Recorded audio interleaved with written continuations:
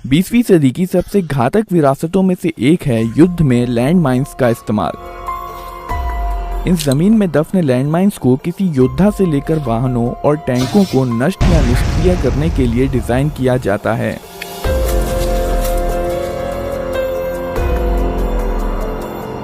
Land mine एक ऐसा विस्फोटक है जिसे सतह के नीचे छुपा दिया जाता है और जब कोई व्यक्ति या वाहन इसके ऊपर दबाव डालता है या इसके नजदीक से गुजरता है तो इसमें विस्फोट हो जाता है। दुश्मन को किसी स्ट्रेटेजिक एरिया तक पहुंचने से रोकने के लिए या उसकी गतिविधि को बाधित करने के लिए दुश्मन के रास्ते में कई सारे लैंड माइन्स लगाए जाते हैं जिसे माइनफील्ड कहते हैं। अक्सर माइन विस्फोटक बल, छोटे छोटे नुकीले टुकड़े या जहरीली गैस छोड़कर किसी को क्षति पहुंचाता है। माइन के 350 से भी ज्यादा प्रकार हैं, पर फिर भी इन्हें दो श्रेणियों में बांटा जा सकता है, एंटी टैंक माइंस और एंटी पर्सनल माइंस। इन दोनों तरह की माइंस का काम करने का तरीका लगभग एक जैसा होता है, लेकिन आमतौर पर एंटी टैंक माइंस बड़े साइज के होते हैं और इनमें एंटी पर्सनल माइन के मुकाबले ज्यादा बारूद होता है। एंटी टैंक माइंस किसी टैंक या ट्रक को तबाह करने के साथ साथ इसके आसपास मौजूद लोगों को भी मौत के घाट उतारने में सक्षम होते हैं। इसके अलावा एक एंटी टैंक माइन में विस्फोट करने के लिए ज्यादा दबाव की जरूरत होती है। वहीं एंटी पर्सनल माइंस को खास तौर पर पैदल सैनिकों को किसी भौगोलिक क्षेत्र पर पहुंचने से रोकने के लिए इस्तेमाल किया जाता है। माइंस प्रेशर, ट्रिप वायर या रिमोट डिटोनेटर से एक्टिवेट हो जाते हैं और अपने टारगेट को तुरंत ही तबाह कर देते हैं। ज्यादातर माइंस में एक मेटल की बॉडी होती है जो विस्फोट होने पर छोटे छोटे घातक नुकीले टुकड़ों में फट जाती है। हालांकि कुछ माइंस में पहले से ही मेटल के टुकड़े और मेटल बॉल्स को डाल दिया जाता है। यह एक एंटी पर्सनल माइन M16 है, जो कि एक बाउंडिंग टाइप का माइन है। ये माइन दूसरे माइंस की तरह जमीन के नीचे नहीं फटता है, बल्कि फटने से पहले यह उछलकर हवा में लगभग 1 मीटर तक चला जाता है ताकि ज्यादा से ज्यादा इलाके को क्षतिग्रस्त किया जा सके। M16 एक बेहद खतरनाक हथियार है जो कि 30 मीटर के दायरे में किसी की भी जान ले सकता है और इसका खतरा 200 मीटर तक बना रहता है।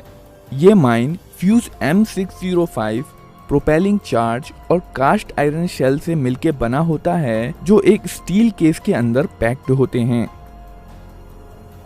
शुरुआत में माइन फ्यूज और माइन अलग अलग होते हैं। माइन को सेट करने से पहले फ्यूज को माइन में बने होल में कस दिया जाता है।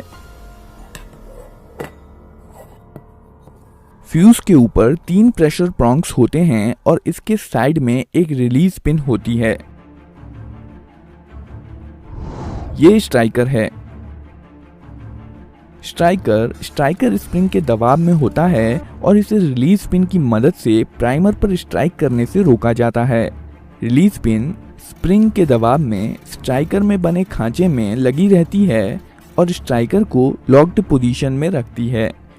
फ्यूज तब काम करता है जब इन प्रॉन्ग्स पर पर्याप्त दबाव डाला जाता है या रिलीज पिन को बाहर की ओर खींचा जाता है। माइन को जमीन में खोदे गए गड्ढे में छुपा दिया जाता है। लैंड माइन को एक्टिवेट करने के लिए लॉकिंग सेफ्टी पिन और फिर पॉजिटिव सेफ्टी पिन को निकाल दिया जाता है। जब कोई तीनों में से किसी भी प्रॉन्ग पर कदम रखता है तो ट्रिगर, जो कि प्रेशर स्प्रिंग के दबाव में होता है, नीचे की ओर जाने लगता है। ट्रिगर का एक छोर, जो कि वेज शेप का होता है, रिलीज पिन को बाहर की ओर धकेल देता है, जिसके कारण स्ट्राइकर अनलॉक हो जाता है और इसलिए स्ट्राइकर स्प्रिंग के दबाव के कारण प्राइमर से जा टकराता है।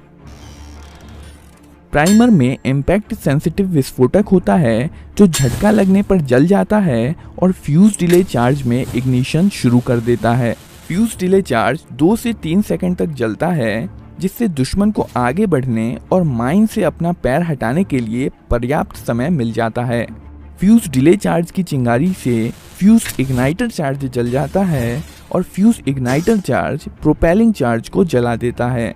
प्रोपेलिंग चार्ज में एक छोटा सा विस्फोट होता है जिसके कारण कास्ट आयरन शेल बाहरी केसिंग को पीछे छोड़ते हुए हवा में लगभग 1 मीटर की ऊंचाई तक उछल जाता है। और इसी समय यह डिटोनेटर डिले चार्ज में इग्निशन शुरू कर देता है।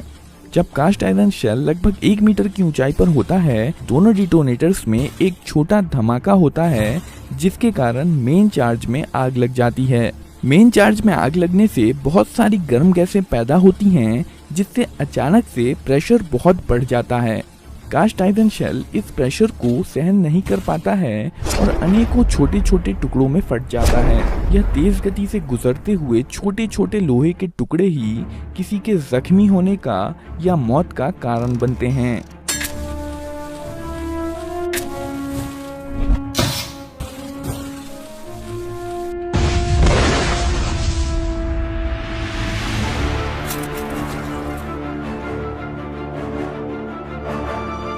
फ्यूज को ट्रिप वायर के द्वारा भी शुरू किया जा सकता है।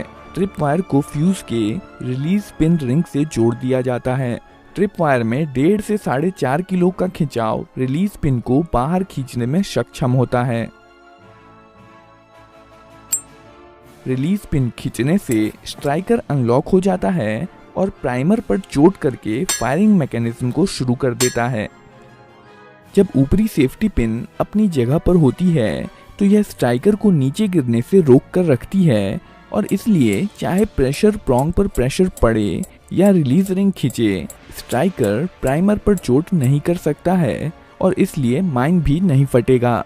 फ्यूज के साइड में एक और सेफ्टी पिन होती है जो रिलीज पिन को अपनी जगह पर बनाए रखती है और स्ट्राइकर को अनलॉक होने से